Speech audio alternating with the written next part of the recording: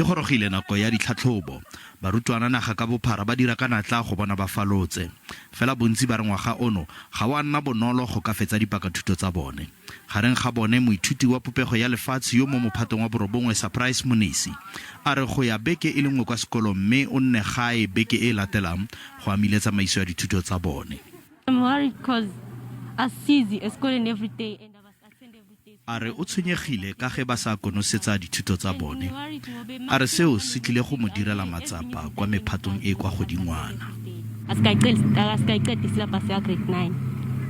Re sa le fo lefapha la thuto ya motheo le re jaaka dikolo kwa mafelong a farologaneng di atlegile go ka konosetsa dipakathuto tsa bone. Botsamaisi bo tla netefatsa fa barutwana ba kwala ditlhatlhobo ka botlalo tse di tla ba kgontshang go falola go ya mophatong o latelang. Gareng ga diketekete tsa barutwana bao, Monesi ko mongwe a tla bong a tsenetse ditlhatlhobo. We were experiencing a situation where some learners were attending school on a rotational approach or rotational timetabling, whereas other schools were able to receive all their learners at once. So those schools were able to cover the curriculum.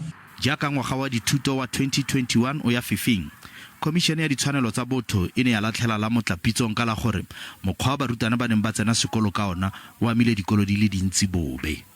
We have written to the Ministers of Basic Education, Health and Cooperative Governance and Traditional Affairs to request an urgent meeting to discuss the termination of rotation in primary schools. Go le jalo komishene e re go tshwanetse go khutliswa thefosano ya go ya sekolong ga barutwana kwa dikolong tse dipotlana. E re gape e tlile go dira dipuisano tsa gore tsamaiso ya dikolo tse kgolwane le yona e boele setlwaeding.